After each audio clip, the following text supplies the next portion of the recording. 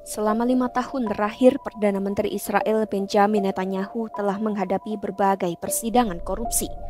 Kasus korupsi ini telah memecah belah Israel selama bertahun-tahun dan baru-baru ini semakin memanas setelah Presiden AS Donald Trump mendesak Presiden Israel untuk memberinya pengampunan. Netanyahu sendiri membantah semua tuduhan. 3 kasus utamanya dikenal sebagai kasus 1000, 2000, dan 4000 yang menjadi sorotan utama persidangan. Berikut adalah rincian tuduhan yang menjerat Netanyahu.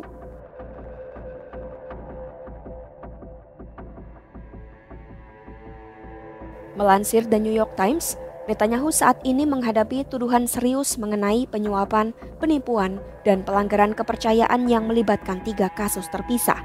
Yang pertama, kasus 1000.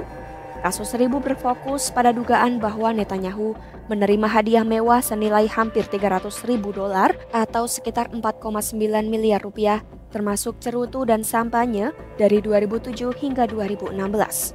Hadiah ini berasal dari produser Hollywood Arnon Milchan dan miliarder Australia James Packer. Jaksa menduga bahwa sebagai imbalan atas hadiah dari Milchan, Netanyahu menggunakan kekuasaannya untuk memajukan kepentingan bisnis Milchan. Hal ini termasuk menekan Kementerian Keuangan untuk melipat gandakan masa pengecualian pajak bagi warga Israel ekspatriat yang kembali ke negara tersebut seperti Milchan.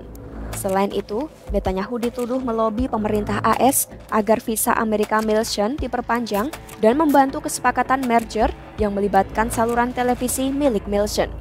Meskipun istri Netanyahu, Sarah, juga disebut menerima hadiah, ia tidak menjadi terdakwa.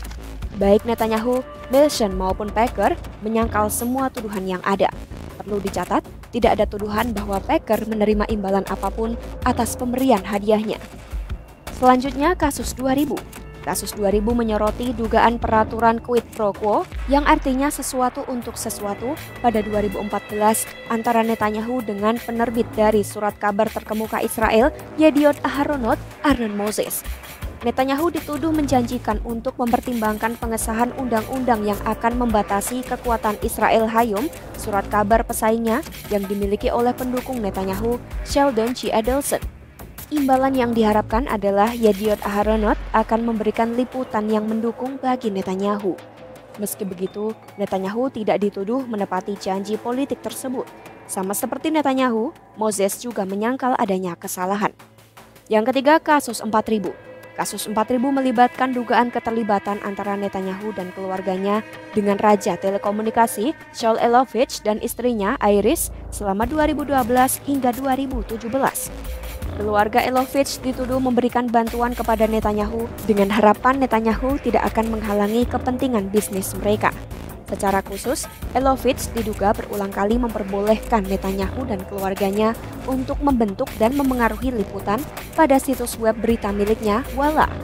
Imbalan dari Netanyahu adalah Elovitch berharap proses merger yang rumit antara perusahaan telekomunikasi miliknya, Bezeq, dan penyedia televisi satelitnya, Yes, berjalan lancar, serta berbagai kepentingan bisnis lainnya tidak diganggu. Sementara keluarga Elovitch yang juga diadili dalam kasus ini menyangkal semua kesalahan. Kasus korupsi Netanyahu diketahui mulai muncul pada 2016 saat penyidik mulai menyelidiki aktivitasnya.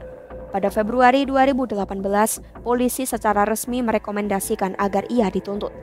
Proses berlanjut dengan Netanyahu didakwa pada November 2019 dan persidangan resmi dimulai pada Mei 2020. Netanyahu menyatakan tidak bersalah pada Februari 2021 dan mengecam keras kasus tersebut. Sejak saat itu, lebih dari 300 saksi telah diperiksa oleh Pengadilan Distrik Yerusalem. Proses persidangan sempat dihentikan beberapa kali, mulai dari pembatasan COVID-19 hingga perang di Gaza pada akhir 2023. Baru-baru ini, Netanyahu pun meminta penundaan kesaksiannya selama beberapa bulan dengan berargumen bahwa ia sibuk mengurus perang, namun pengadilan hanya menyetujui penundaan selama beberapa hari.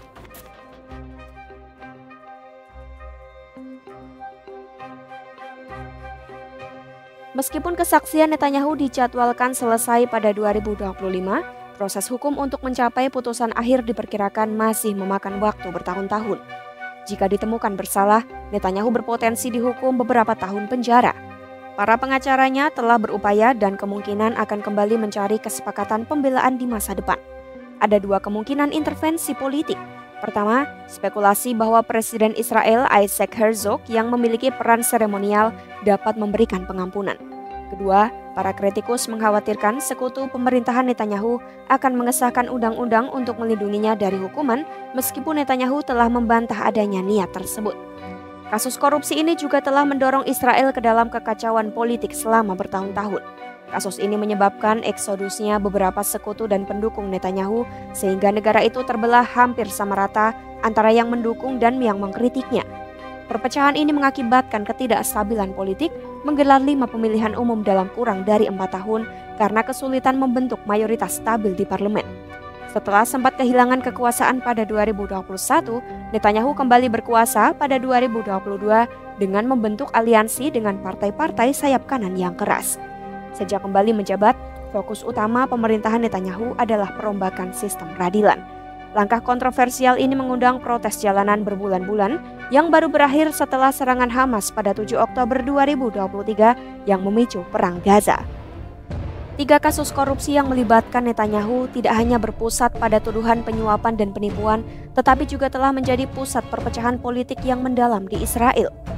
Dengan proses persidangan yang berlangsung bertahun-tahun dan adanya spekulasi mengenai pengampunan politik, nasib hukum Netanyahu terus menggantung dan diperkirakan akan terus mempengaruhi stabilitas dan masa depan politik Israel selama waktu yang tidak tentu. Pantau terus perkembangannya hanya di YouTube Kompas.com.